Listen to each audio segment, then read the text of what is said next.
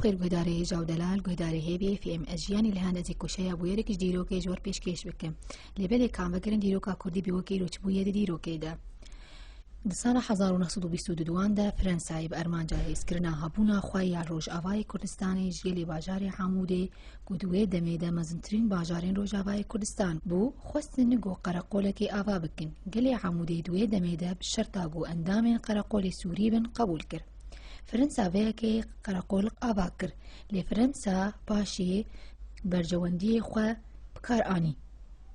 Gelê Hamûdê û birêveberiya Saîd Agayê Deqûrî dest bi avakirina bingeha tevgera niştîmanî ya Rojavayê Kurdistanê kir. Saîd Agayê Deqûrî bi serokê Koma Niştîmanî ya Şamê Şükrî Quwetlî û Saadallah el-Caberî û Fexrî el-Barûdî reket navtêkiliyê û di navbera wan de hevkariyek xurt çêbû. Eşîrên kêkan û milan û temikan jî tevlî hevgirtina her du tevgera bûn. Belê guhdarê hêja hevkariya di navbera hemû aliyan de tevgera rêzgarkiriyê bihêz kir û di nîsana 1926 de li gundê Tilhebeşê, Çolê û Zulfiqar şerek dijwar çêbû.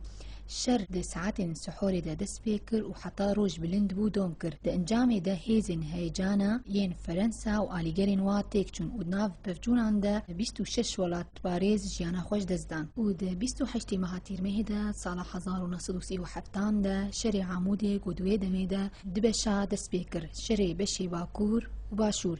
Di wê demê de şerê Sekvanan bû û hin caran dibûn şerê Kolanan.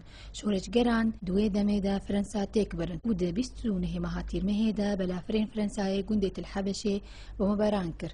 Di encamê de sîh û sê welatî parêz jiyana xwe ji dest dan. Her wiha belafirên Fransayê gundê Qerqopê û gundê dîkê jî bombebaran kirin. Belê guhdarê hêja û tisîhê mehê de jî belafiran bajarê Hamûdê bombebaran kir û gelek ziyan canî û maddî çêbû û gelek kes şehîd bûn. Di encama şer li dijî Fransayê derdora 105 kes şehîd bûn. Her wiha di êrîşên hewayî ku heta sala 1937 de dom kir, piraniya avahiya Hamûdê ziyanî dît.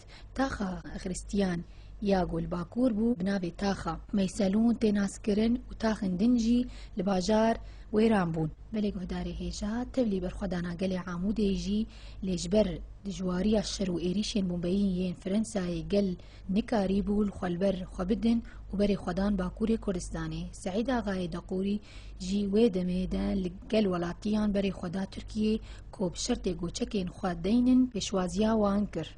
Belê guhdarê hêja û delal vî awayî em giyandawiya bûyera xwe îro heta bûyerek tên mîn xêr û xweşiyê de.